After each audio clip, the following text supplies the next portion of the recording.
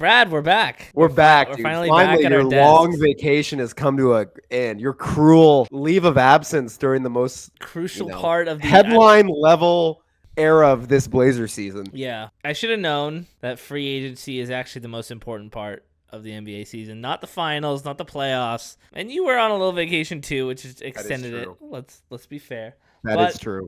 We did get out some of our takes on the Young draft and Drew while I was gone. But what we did miss and what we have not covered, and what we are very excited to be back with you guys to talk about, a very personal player to us in these past couple months of starting this channel, has finally been relinquished of his duties with the Portland Trailblazers.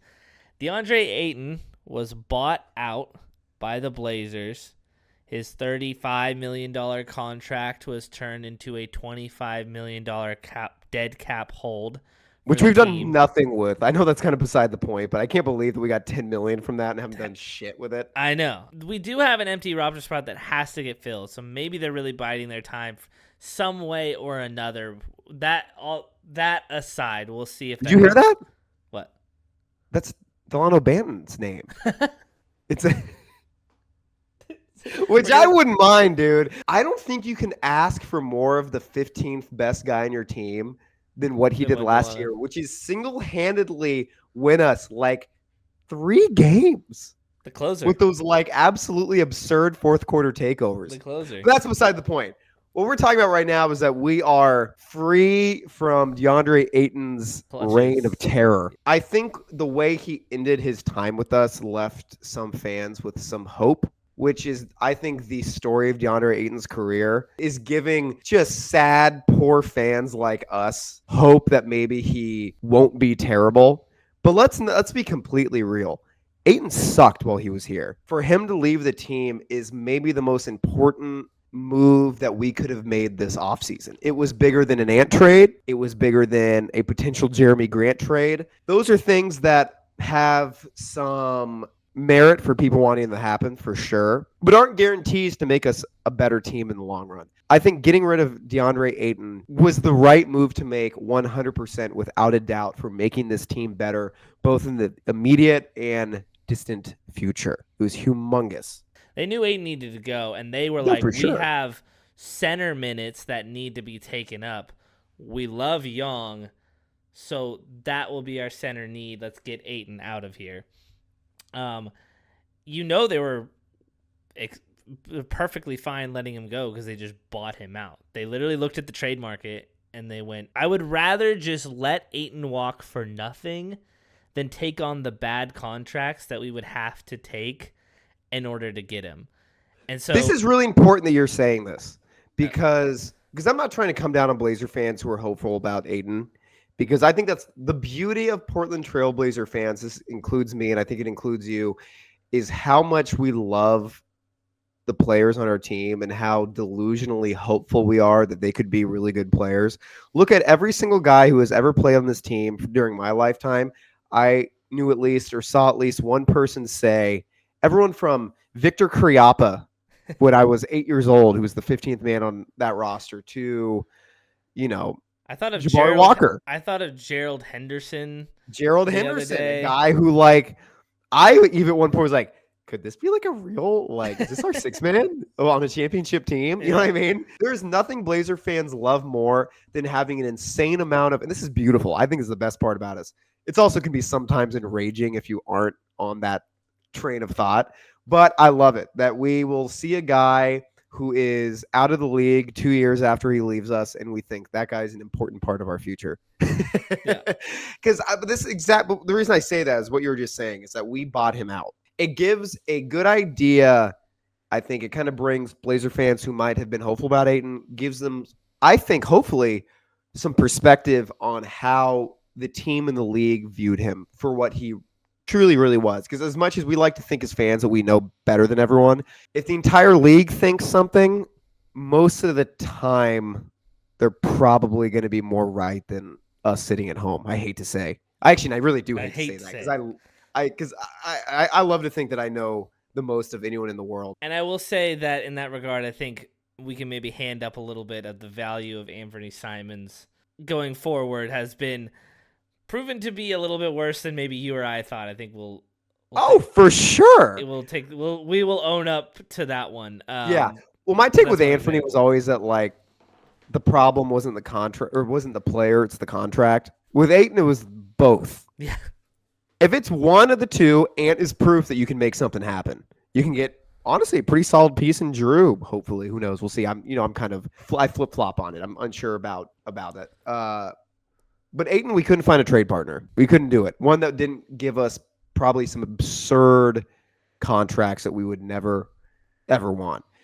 Not only that, he is a 26-year-old healthy. Most of the time, very healthy.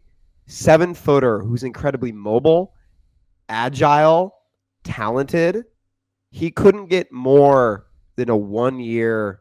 Is it $8 million? Yeah. 11 million? 2 years, $16 million. He got a 2-year deal. It's a player option on the second. A player option. He couldn't get more than a 1 year contract with a player option.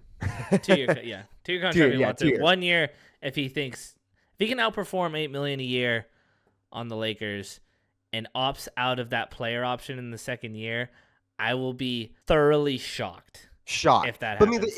That's his value. Like, that's insane that someone who's that agile, talented, mobile, big can't get more than a for sure $8 million a year deal. Like, that is true. If you're 7 feet tall and can play the majority of games and you're not physically broken, you're going to get a contract in the NBA. Teams needed a center this Most year. teams need that on paper. Look at the Suns. The Suns weren't going to take Ayton back. Look at the Hornets. Yeah. Look at any team. Any team on paper would love a Deandre Ayton. But he couldn't get more than $8 million a year. Before we, I think, dive a little bit more into his fit with the Lakers, we have screamed this from the rooftops for a while. It was literally the first video that popped for us. We were, DeAndre Ayton has got to go. As we've talked about, the one thing that's kind of been holding this team back in general for a lot of the season was DeAndre Ayton. Right. And I think last night was the breaking point for Blazer fans in general. It felt like we were truly playing 4-on-5 out there.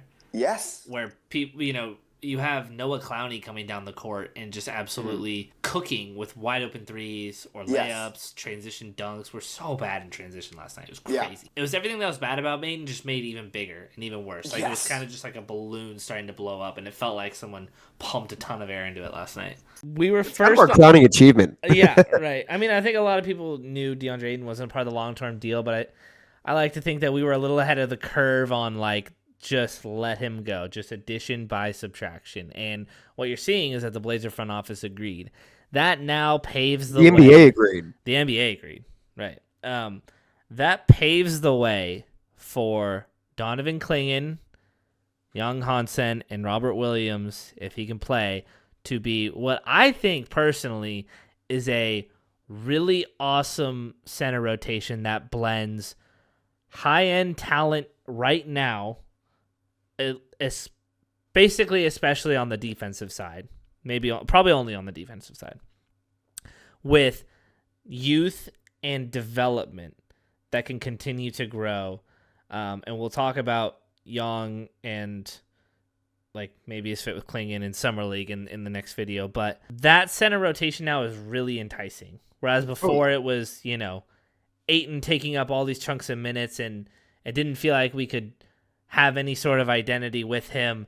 It felt like he was just kind of, before I think we've called him a placeholder, but once we started to win all these games, and I know he was a part of some of them, he did play well. He played his best ball when we won those 10 of 11 games, for sure. Mm-hmm. At this point, once we started to build this defensive identity, he was a roadblock more than a placeholder. 100%. And to let him go, I've told my friends this offseason, if this offseason was a win if DeAndre Ayton is not on the team. That was the simplest terms I could put on a Blazer offseason. And by them letting him go, that is perfectly fine with me. I don't think we were ever really going to get value for him at any point. That's a different conversation with Jeremy and Anthony if we held on to them too long. Is that amazing, though? How much, we always want things in return. Yeah. That's just what being a fan base is. We have a 7-foot, and I thought we could get something. I was always looking at I wanted Kevin Huerter for Ayton.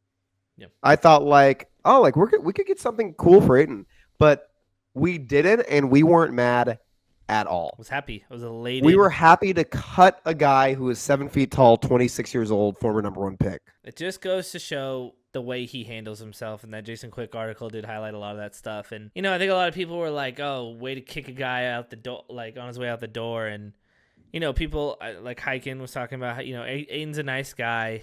He's a nice locker room guy, and I believe that. And I believe that too. I believe that, and I hope he is still a nice guy for the rest of his life, and I hope he turns it around. Kind of. I mean, he's on the Lakers now, so I don't really hope he turns it around on the court. Read the shirt, baby. Yeah, I hope good things for him, and I believe he's a nice guy. I saw him be a nice guy. His teammates liked him, but there's just too big of a sample size of what has happened on the court for what we've seen right now. For me to be like, the nice guy thing is worth the effort on the court, right? Those things don't cancel out. That's not how it works. I think what gets confused about DA is that he is this horrible teammate in person. I don't think that's true at all. I think he's someone that I think if you've ever been on a sports team, you know exactly what guy he is. The kind of guy that you really, really like personally, but he's like in their sport is incredibly immature, not responsible, but you still like them a lot. And it's why I think he was really well liked on the Blazers versus the Suns. Because I would think he's a nice guy. But like I've been on basketball teams with guys who like once they're on the court, they're like childish babies. But then when you hang out with them, they're cool guys. Like we've all played basketball and spent time with people like that. It doesn't mean they're bad people. It just means that that's who they are on the court. That's how they respond to, especially at a professional level. I imagine it's amplified by a million. And it's much different than like the guy that everyone hates on the team. That's not what it was. Because I think he was a nice guy on the Suns too. It just shows the difference between and why it was important for him to leave the team. Because on the Suns, it was a team of guys who had made the finals and wanted to win. So even if they liked him on a personal level, him being low effort, late to things, immature, it caused what seems like, based on what things like Devin Booker, Chris Paul have said, that caused him to dislike him based on that. On the Blazers, it was more you didn't want that to be the influence on the young guys. It's why the young guys seem to like him a lot. He's like, oh, they think he's a really cool guy, but he's an on-court bad influence, which again, we've all played with guys like that on a sports team. So we're not attacking Ayton as like a person. I actually will be a guy who would defend him that he's probably a really nice guy. He seemed to be nice to fans when people ran into him. I think that's awesome. It's just that especially for this Blazer team, he's the last guy for developing a culture that we're trying to develop, both, emotionally and how, leadership wise, how people treat each other, how they approach the game, and on court style of play. Yeah. And now he is the Lakers' problem to try and solve in that regard. The Lakers are in a much more desperate spot, and they needed Deandre Ayton. And again, getting him at $8 million a year versus 35 is a much different conversation to have. And it's without a lot more risk, and you can do a lot more with, the 27 other $1 million you have, right? So it makes a ton of sense for the Lakers. Everyone saw it coming from a mile away. DeAndre Ayton might have played his market a little bit to try to get a little bit more money, and no one bit. So he went to Los Angeles. So now I think he went to Los Angeles because he was daydreaming about just being completely spoon-fed shots. Well, it's because he just gets the ball and he shoots. Either gets the ball by the rim and he shoots, or he gets the ball in the mid-range and he shoots. Which he's impeccable at those shots. Yeah, he's really good. So but he's the anti-playmaker. Yeah, for sure. He kind of is where the ball goes to die, It's not swing. And that's the thing about this team is that, yes, DeAndre Ayton can be a good finish line, but is that what you want for an offense that has Luka Doncic, that has LeBron James? God, that team is so funny. I don't know what DeAndre wants to be as a player. Yeah. And I really mean that.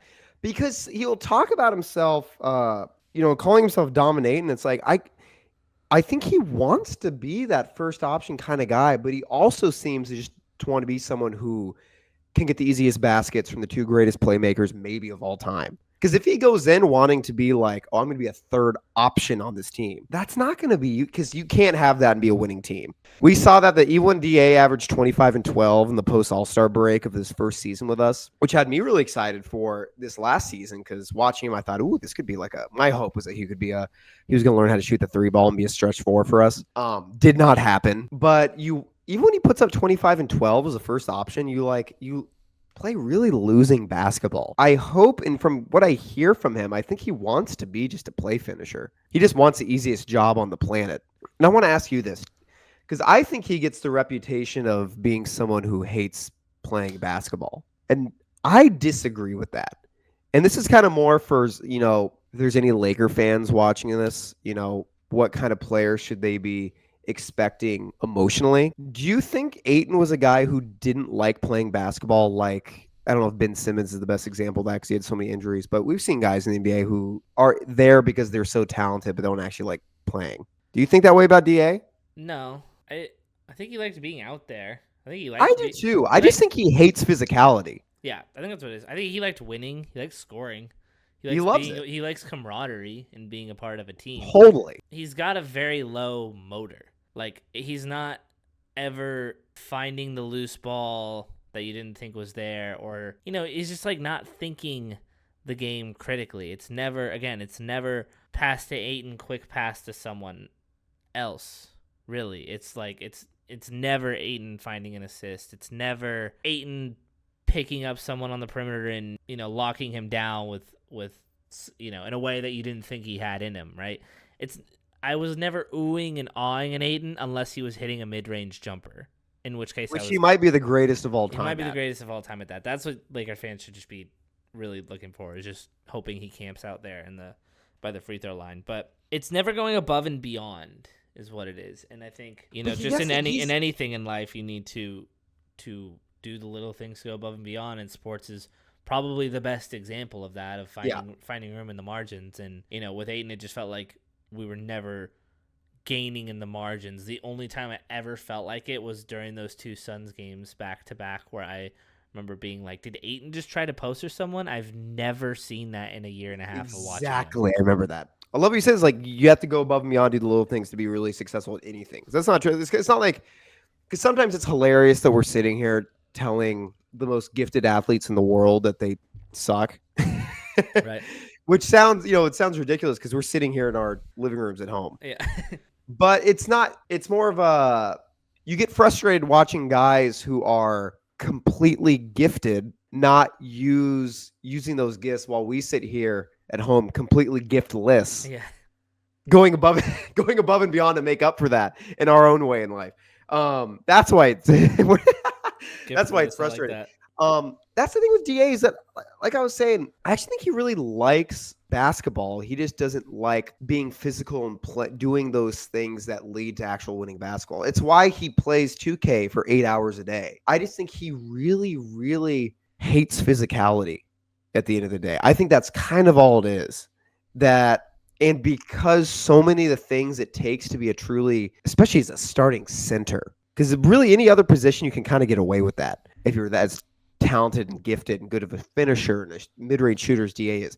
As a center, you can't do that, because it's, at the end of the day, your job is to play the most physical defense on the court by protecting the hoop, and the most physical part of offense and setting screens and boxing out. Like, those are very physical parts of the game. That position requires those for you to be great. And I almost understand that, because I don't like getting hit. Yeah.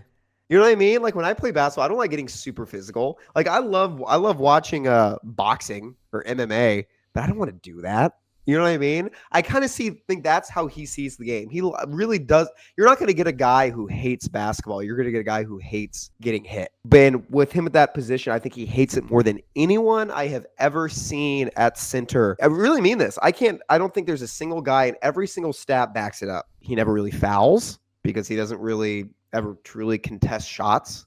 He never gets fouled. Yeah.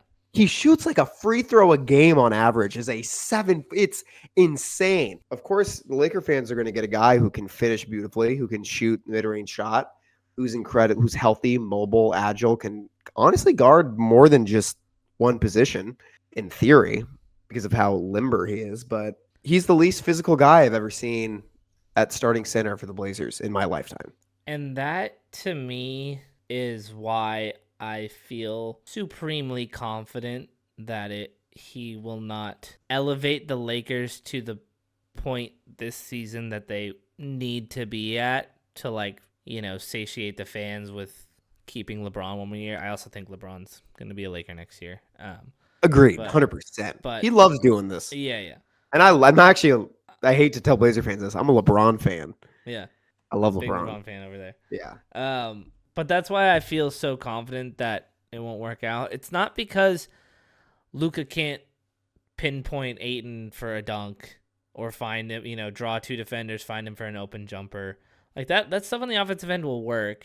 But man, Luka, Austin Reeves, and Deandre Ayton out there on defense. I'm not gonna do like the 41-year-old LeBron thing because he was an awesome defender at stretches last year, like really good. Thank you for saying that. I agree. Yeah.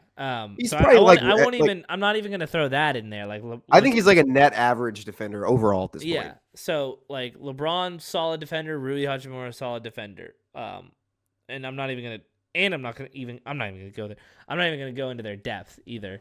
But those three on the court as a defensive rotation, man, it's just so many guys. Think of Amen Thompson gets Austin Reeves on him, blows by him, and he has Ayton to meet at the rim.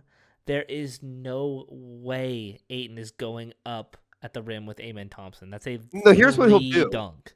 Do you remember this move? Ayton's go-to move. I was explaining this at in a hot tub at a wedding this weekend to my Laker fans. Shout out to Perry and Caden.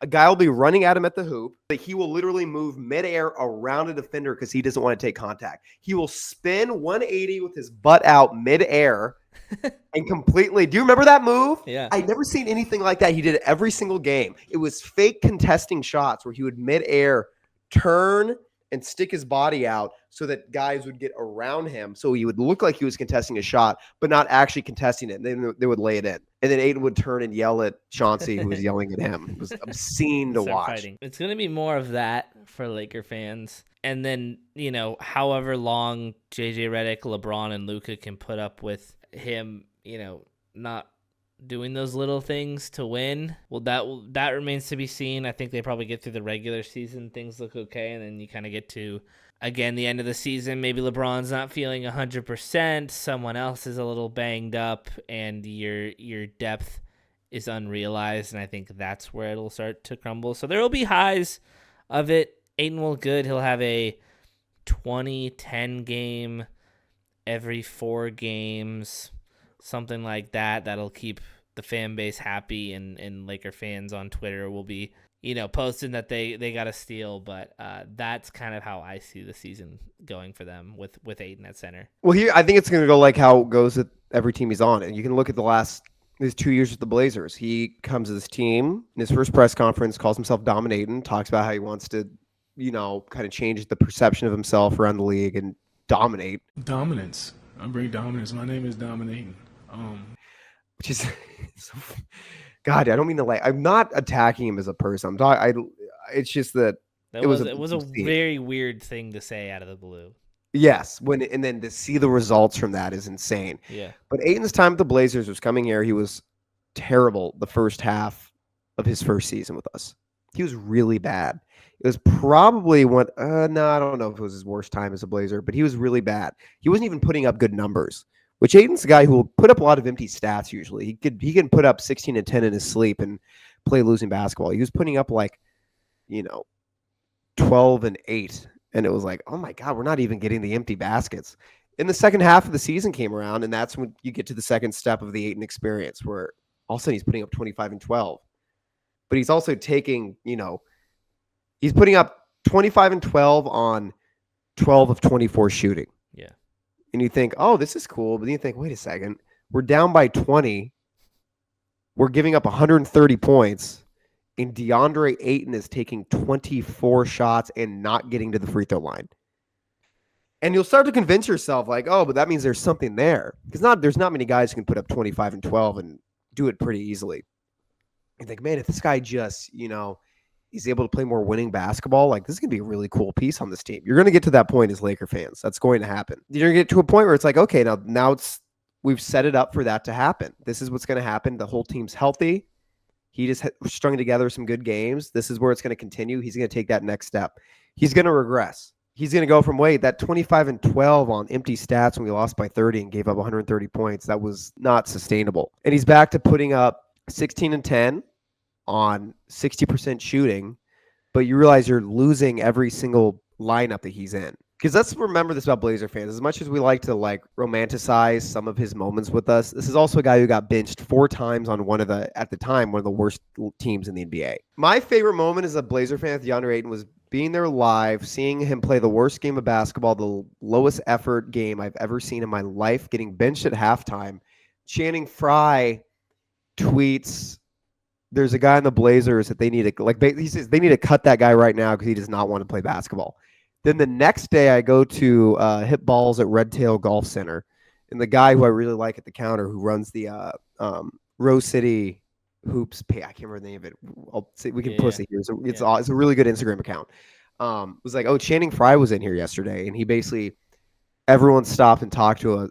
And he talked to us about how horrible Ayton is for like 15 minutes. They were like, were you talking about Deandre Ayton? He's like, of course. Yeah, duh. For all of his talents, because the mid-range shot is beautiful. His finishing ability is great. The way he moves down the court, he stays healthy, he's quick.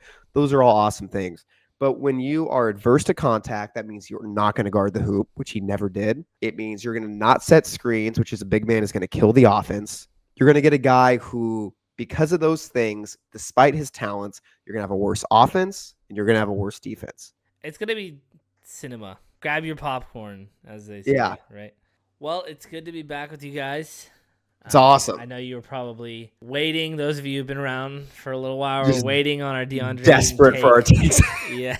At least for the Deandre Ayton one, I will say. I feel like, I hope at least some of you saw Deandre Ayton get bought out and be like, the Blazers are cool guys. They're going to love this. Those boys are going to be happy about this, yeah. And we were. We very much were. But, yeah, we are, hope you missed us. We missed talking for you guys. We will be reading all the comments on this one like we always do. Try to respond to as many as we can. And we will watch the final Summer League game on Thursday. And we will get to you guys with a timely, nuanced, awesome takes about Young Hansen. I'm so excited to talk about that because I have so many thoughts. We have a lot of thoughts, as you can tell. Just so you guys know, we've been talking for 48 minutes. I know this video is shorter than that, but we've been talking just about Deandre Ayton for 48 minutes. I think we could go for another 48 if it wasn't 11:30. I talked to people who are like, man, how do you do 20 minutes talking about, Ryan Rupert? And it's we edited down. Jethro, you edited down from an hour and a half usually. Yeah, we could do a feature film on every topic, just so you know. We were born for radio, but we're stuck in the era of on YouTube. Quick, yeah. Exactly. We appreciate you guys. Go Blazers. Blazers are cool. The Blazers are cool. Don't ever forget that. Yeah. All right, later, guys.